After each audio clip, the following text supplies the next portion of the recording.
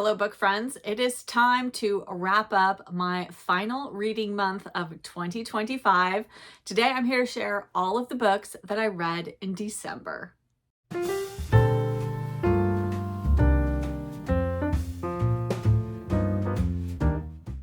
Hello, I'm Jen and welcome back to my reading life. And today is my final video wrapping up 2025. I'm here to share all of the books that I read in December.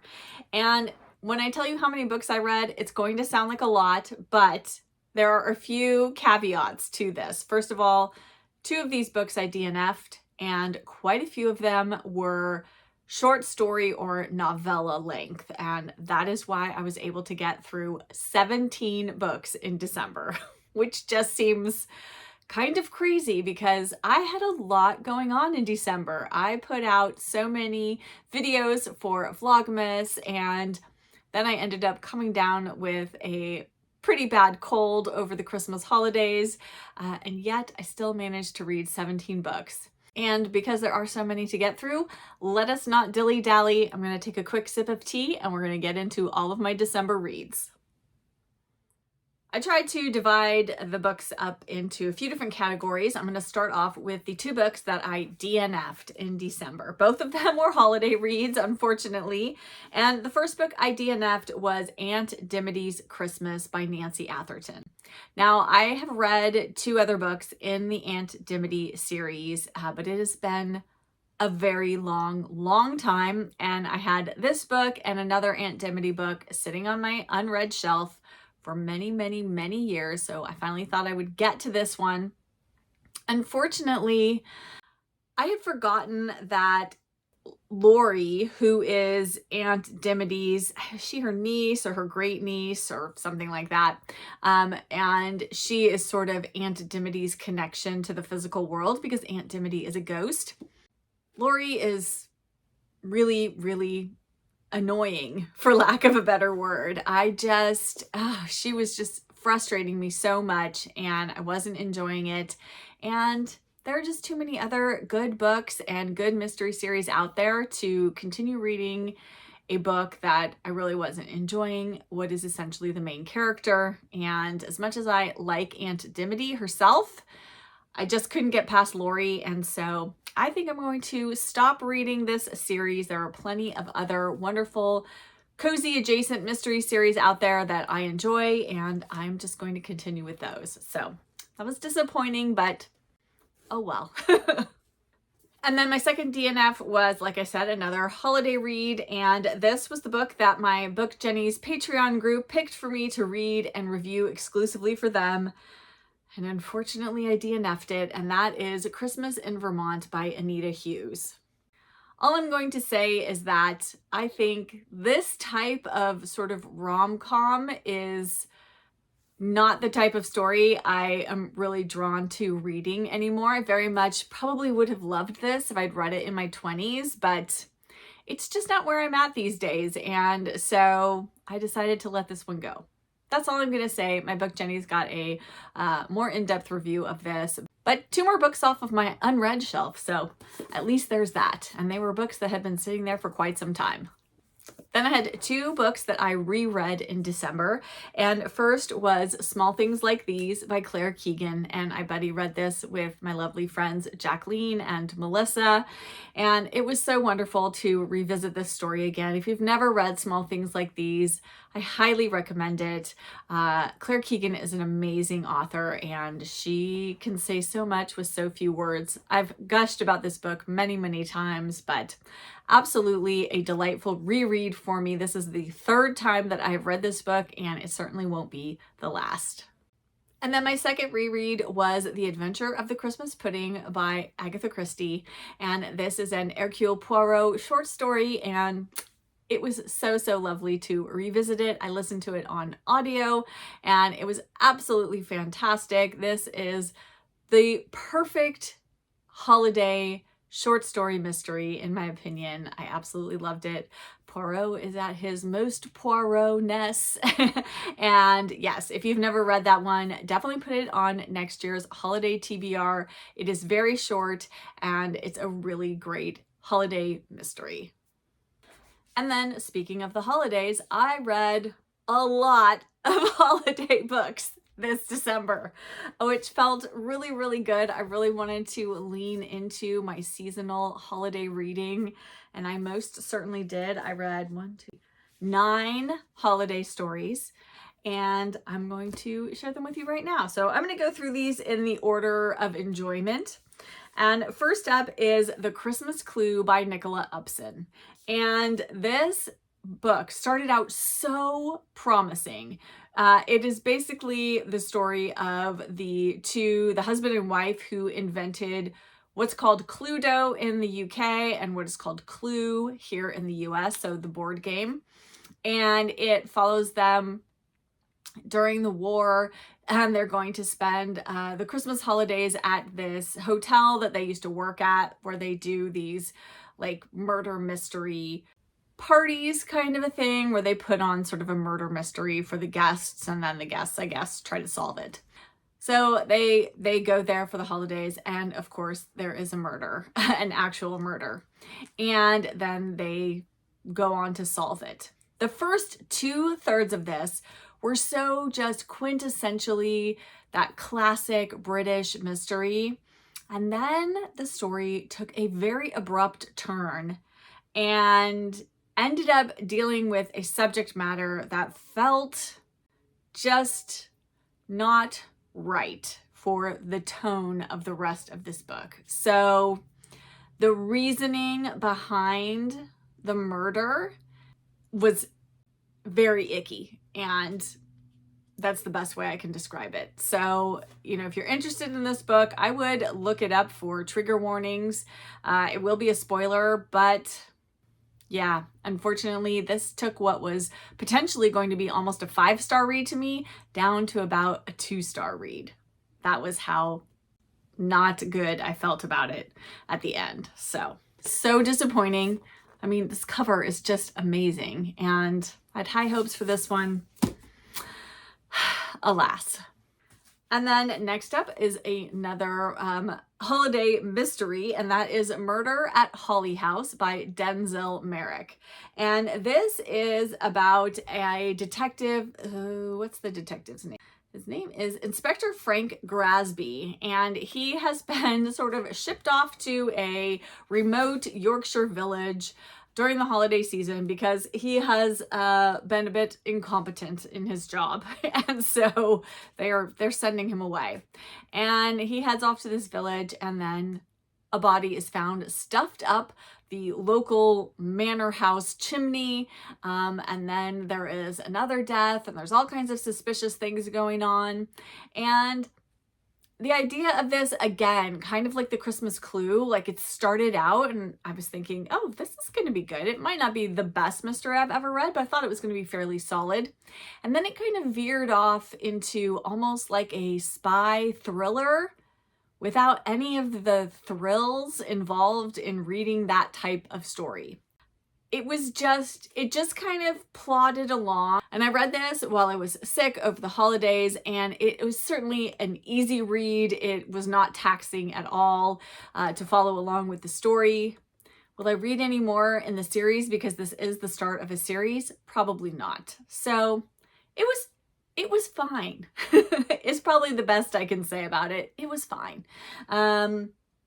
And I do think that the cover is deceptive. It's not as Christmassy as this cover would lead you to believe, even though it's set at the holiday season and it's very snowy and cold, and that's about as seasonal as it gets. So an okay mystery, but not one that will probably be very memorable. And then next up, I listened to the audiobook of A Highland Christmas by M.C. Beaton, and this is part of the Hamish Macbeth mystery series, which I love, and I particularly love it on audio. Though at this point in the audiobooks, the narrator changes. And I thought because this was a novella length story that it would be a good test to see if I like the new narrator or not. And he's okay. I don't like him as much as the original narrator, whose name is escaping me, but I will put it on the screen here. So I'm definitely willing to give him another try and continue listening to the Hamish Macbeth audiobooks, but I do miss the original narrator. He was wonderful. But this was just a typical Hamish Macbeth mystery, and I very much enjoyed it for what it was. They're very light, and again, they don't require a lot from you as a reader. You can just kind of go along for the ride, and that was exactly what I was looking for. It was the very first book I read in December and the first audiobook I listened to, and it was a lovely way to kick off my holiday reading. And then next up, I read The Christmas Appeal by Janice Hallett. And this is a sequel of sorts to The Appeal. I think you could probably read this even if you haven't read The Appeal. It's been a few years since I did read The Appeal, and I didn't remember that much about it or about the characters, and I didn't have any problem getting situated in this story. So in this, we are back with the Fairway Players. They are like a community theater group, and they're putting on a pantomime production of Jack and the Beanstalk over the Christmas holidays, and of course, there are lots of personality conflicts and different things going on behind the scenes. And then there is the small matter of the dead body found in the beanstalk. And you are reading through emails and letters and messages and different things amongst all of the Fairway Players, and they're being read by two, I think they're law students or young lawyers, and they're trying to figure out what's going on and what this case is about. And I really do enjoy Janice Hallett's writing. I liked The Appeal. I didn't love it, but I very much loved The Killer Question, which I just read by her in the fall. It's her newest book. And I really liked The Christmas Appeal as well. So I'm definitely going to continue to read her book. But if you are looking for a mystery written in like an epistolary style, then definitely try Janice Hallett. I think she's a very unique way of putting her books together. And this one was a delightful holiday read. And then next up, we have Christmas at the Keep by Marcia Willett, and this is the Christmas novella that is part of the Chadwick family chronicles. And apparently this was actually the very last book that Marcia Willett wrote before she passed away. She had been diagnosed with cancer, and I think she was quite ill while she was writing this book. And it's very, very short, and it definitely leaves you wanting a little bit more. But for me personally, I just don't care, because any time spent with the Chadwick family is good in my book, but definitely only pick this up if you have read the Chadwick family trilogy. So read those first, and then if you fall in love with the Chadwicks as I have, then definitely give this a read, because it just draws you back into their world, and it was delightful to spend some time with them at the holiday season. And then next up is a book that just warmed my heart so much, and that is The Christmas Tree That Loved to Dance by Miranda Hart. And this is illustrated by Lucy Claire Dunbar, and it is called A Tall Tale. And while this does look like it might be a children's book, and it does have illustrations throughout it, it's really not. It is a book for adults, and it's really just kind of a short story / novella.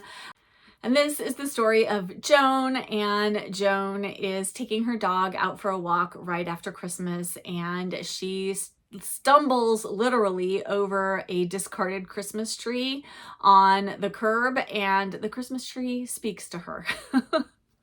And you just go along from there and go on this journey with her. And this was just completely charming, so festive. It has Miranda Hart's signature humor in it. If you know Miranda Hart from Call the Midwife, and she had her own sitcom in the UK called Miranda, and she is so lovely. I read one of her memoirs earlier in 2025 and absolutely loved it. I just really like her, and I knew as soon as I heard that she had this book coming out that I wanted to read it, and I'm so glad that I did.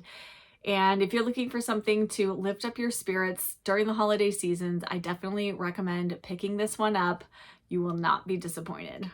And then next up is a book that is by an author who is new to me, but who I am very excited to read more by her.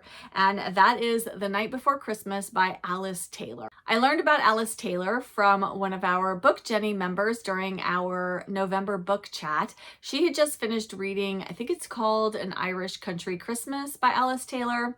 And it's just a memoir of Alice Taylor's Christmases in Ireland, as is this one. Now, I couldn't at the time get my hands on the Irish Country Christmas book. I have since procured a copy, which is on its way to me, and I'll be reading it next December, or this coming December.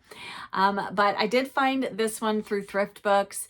And again, this is just about her childhood Christmas season and what that is like, from sort of the first moments when they start getting, what is it that they get in the stores that she says? Oh, muscatel raisins. So as soon as muscatel raisins appeared in their local grocer's store, that was the signal of the start of the holiday season. And we follow from there through Christmas and after.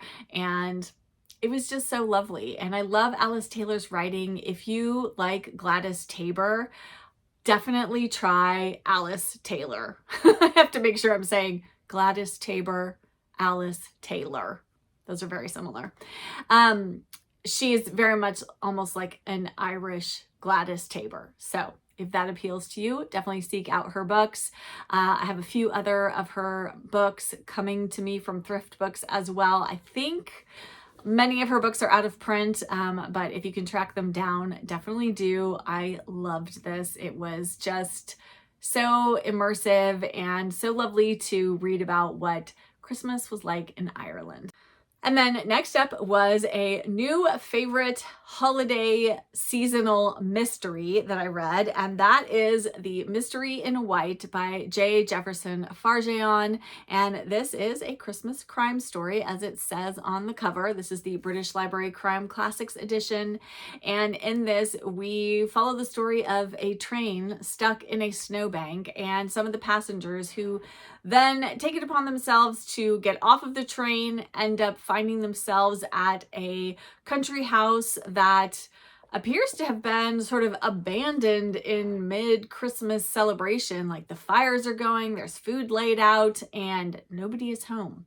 And so we kind of go along with what these characters discover, and of course there is a murder and we have to figure out what exactly is going on here, but I could not put this down. I found it such a page turner.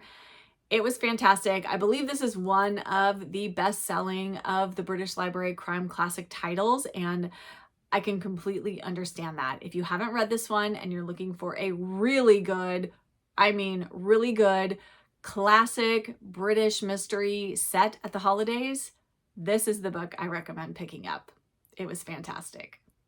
And then the final holiday book that I read in December was Noel Streatfeild's Christmas Stories. And this is just a collection of Noel Streatfeild's short stories for children set during the holiday season. And I just loved this.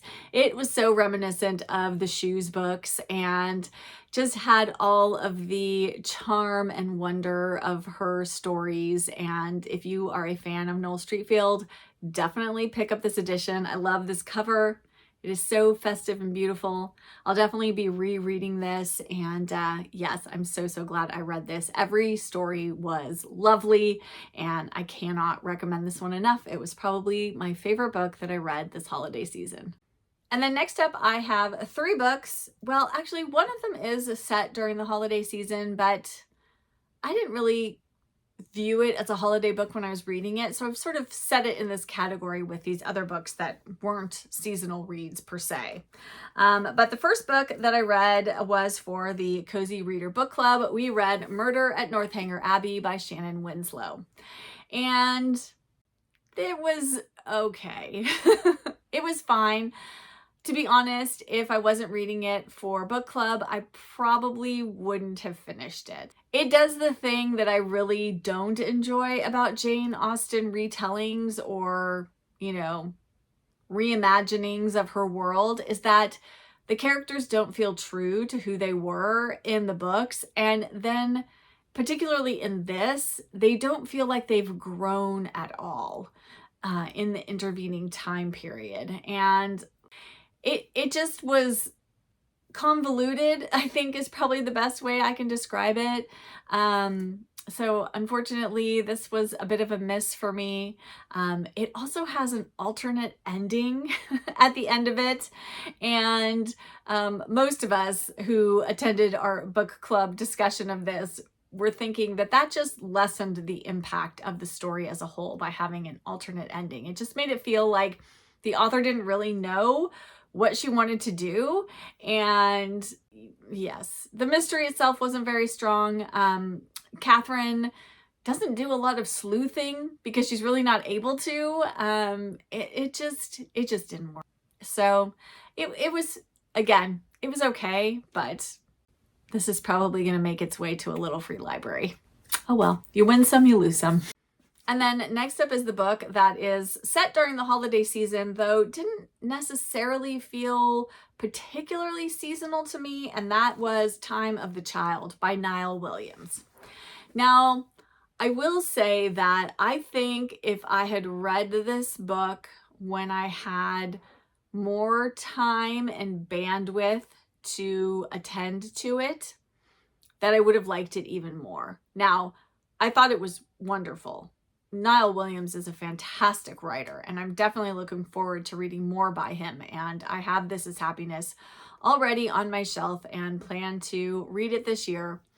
But I did have to set this down for a while and come back to it because it's very slow. There's just a lot of buildup to what is actually happening in this book, where there is a baby that is left and that is given into the care of the doctor and his daughter in this village of Faha in Ireland. And I don't think that even happens till over halfway through the book. And so I just wasn't quite prepared for that. And so it took me a very long time to get into it. And then kind of once the action picked up a little bit, and it's not an action-packed book by any means. It is very slow and contemplative. And I think you just need to be in the mood for that when you go into this one. And I think I should have maybe thought it through a little more before I picked this one up. But I am still so very glad that I read it. It's a book I will definitely be thinking about, and I think I need to reread it in order to fully appreciate it. So it's definitely one of those books. But if you enjoy Marilyn Robinson or Wendell Berry or those types of authors, then definitely give Time of the Child a read. And then lastly, I finished up the final book in the Montmoret trilogy, which is The Fitzosbornes at War by Michelle Cooper. Just love this series. If you have seen my 2025 wrap up, you know I love this series. I will link that here in the cards and in the description box below if you happen to miss it and you'd like to see my top 10 favorite reads of 2025. But spoiler alert, this series made it into my top 10. It is fantastic. I could have spent even more time with the Fitzosbornes than just these 3 books, and the story wraps up beautifully in The Fitzosbornes at War. I will definitely be rereading this series in the future, but if you want a coming of age / family saga / just a really, what I'm going to call a thumping good read. Who was it who coined that term? Thumping good read. I'm blanking, but that is a great term and completely applies to the Fitzosbornes and the Montmoret trilogy, but loved this. And then lastly, I just wanted to mention 2 books that I finished reading in December, but they were year-long reads for me. And first of those was The Bedside Companion for Book Lovers. This is compiled by Jane McMorland Hunter, and this is an anthology of literary delights for every night of the year. So it goes through the entire calendar year, and every day there is a quote or excerpt from literature, and this was just such a lovely way to spend 2025. You can see I tabbed up quite a few of the entries in here of different quotes that I wanted to keep track of and go back to. But if you're looking for a lovely book to have on your bedside table and to just dip into, and read a short little excerpt from every day of the year, then I highly recommend this book. Jane McMorland Hunter also has some other like bedside companion books. I know there's a nature one, and I think poetry, and anyway, so you can find something that suits your mood, and I highly, highly recommend this, and it is a beautiful book to boot, though it's quite heavy. And then finally, I also did a almost year-long, I think I started it in February, of Stillmeadow Calendar by Gladys Taber. This is a country woman's journal, and every chapter is a month of the year, and you just follow her through all of the months and seasons of her life at her farm, Stillmeadow. And I just love Gladys Taber and her writing, and I don't know what else to say other than this is wonderful. If you've never read Gladys Taber and you want something just comforting and domestic and cozy, if you can get your hands on one of her books, definitely do it. Most of them are out of print, which is it's just too sad. If there is a publisher out there who is considering republishing Gladys Taber, please, please do. I definitely think there are many of us who would jump at the chance to have new editions of her books on our shelves. They're very hard to find, but if you can, definitely grab her books if you see them for a reasonable price, because she is well worth a read. I need some tea now. That was a lot to get through, you guys. I hope you enjoyed that. That is my December reading wrap up. It was a very good reading month overall. I definitely think picking books that were on the shorter side, that were had a good pace to them, was exactly what I needed this December, just due to my schedule and how busy I was. And yes, I read some lovely books, finished some books, had a few duds, but that was okay. All things considered, 17 books was pretty amazing for my final month of 2025. Let us chat down in the comments below. What did you read in December? Did you have any standout books? Did you read some good holiday books that you'd recommend? I'm always looking for new holiday books to add to my TBR. And did you hear me talk about anything here that now you're interested in reading? Let us chat all things December reading down in the comments below. And if you're here but you don't have anything you'd like to add in the comments, but you'd like to let me know you were here, why don't you leave a snow or snowman emoji, since we talked about many, many books set during the winter season, and we are still in the winter season. I would love it if you would leave those emojis. I really love seeing them, and those comments really do help my channel, as do likes, and now also hypes. If you're on the YouTube mobile app and you wanted to hit that hype button, that would be fantastic. And of course, if you're new here and you haven't yet subscribed, I would love to have you hit that subscribe button and join my cozy bookish community. I have now finally wrapped up and put a bow on 2025, and we are going to move forward fully into 2026. I have lots of fun content planned for the coming weeks and months, so I hope you will stick around. I'll be back with another video early next week, and until then, I wish you a good book and a warm cuppa. Bye!